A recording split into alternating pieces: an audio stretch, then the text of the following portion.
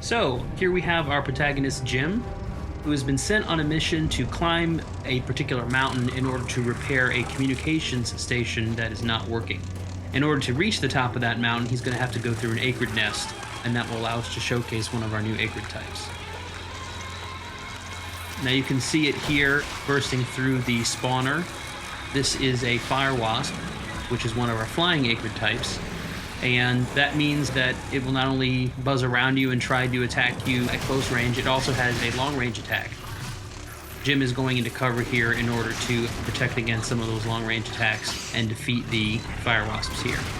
Now he's throwing a grenade at the spawner, and we'll follow that up with some gunfire here in order to take it out, and that will allow him to move into the next area.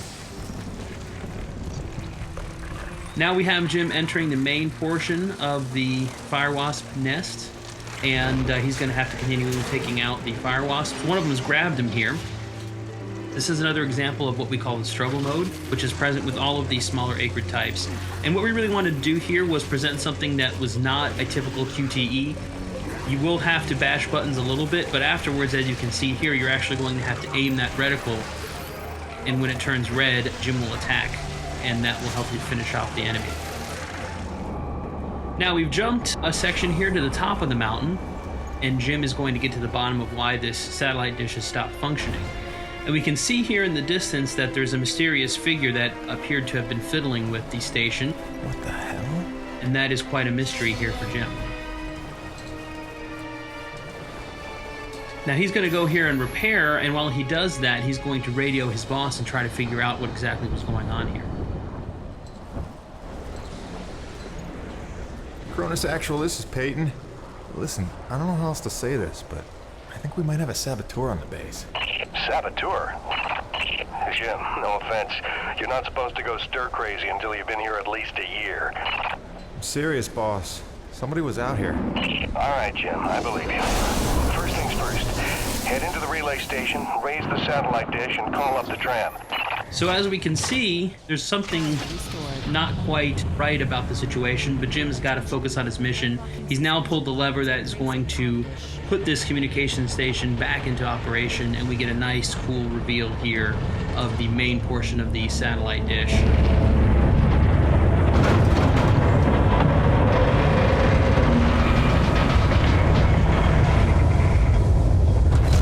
Comm dish locked and ready for transmission. Now that he has restored functionality to the communication station, Jim is going to have to call up his utility rig that he's left at the bottom of the mountain using the built-in gondola system that he's repaired along the way. And this will call his rig up to him so that he'll be able to use it to make some final adjustments, make sure that the base is able to communicate with Earth. So as we can see here, he's operating the gondola system. And that will call the utility rig back up from the mountain, and all he has to do is wait for it to arrive to complete his mission. Coronis Actual, you copy? I've got the satellite dish working, just waiting for the rig to come up. However, looks like someone's not too happy having the visitors here at the top of the mountain.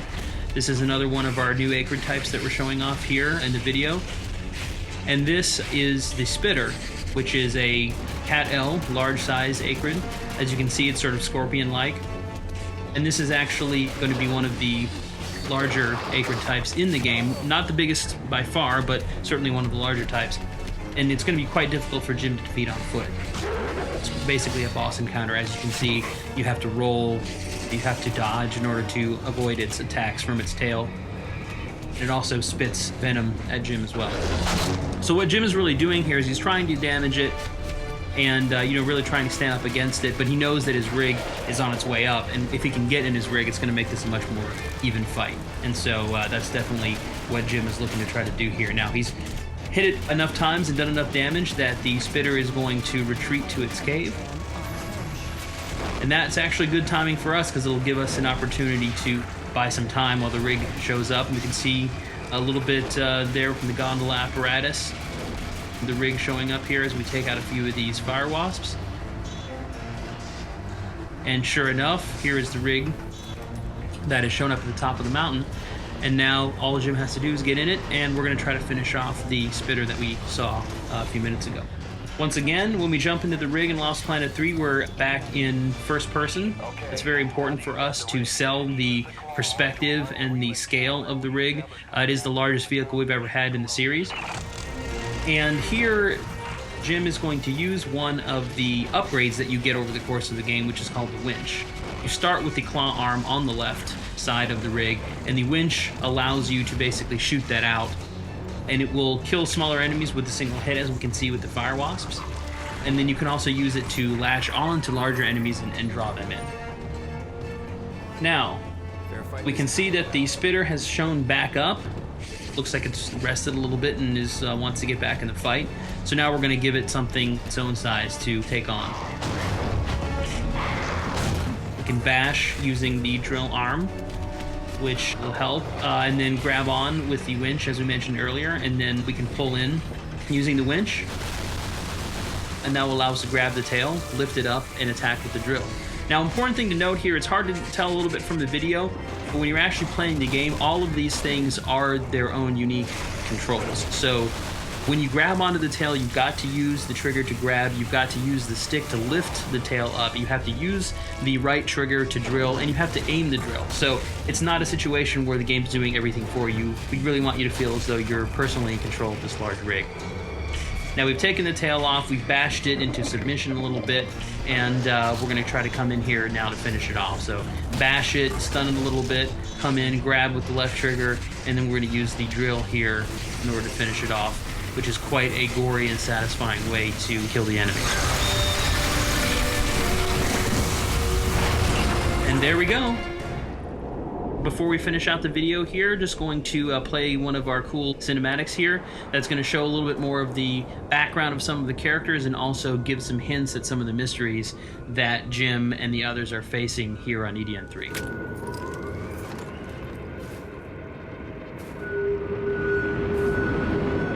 Dr. Roman? Drop your weapon.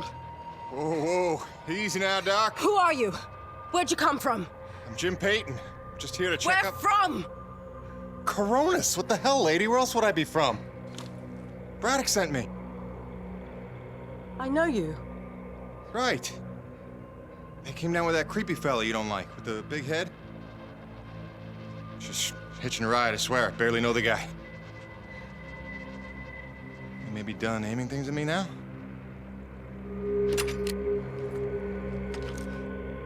Braddock sent you? I want to make sure you're okay. See if you needed any help. Touching concern after all these months. To what do I owe such an excess of caution? I might ask the same, Shotgun Sally. You've seen it then, haven't you? It? Someone in the distance. Watching. Hard to know what I saw. They say folks start to crack up. Out here in the white too long? Perhaps. Do you feel cracked? Can't say as I do. Then there's something the old man's not telling us. You realize that? Trying not to. I know how it is. You didn't come here to ask questions. But believe me, James, this place has secrets. Keep your eyes open, or they'll sneak up on you when you least expect it. It's all good and ominous, Doc. I'm just here to do a job. That's convenient. I've got one for you.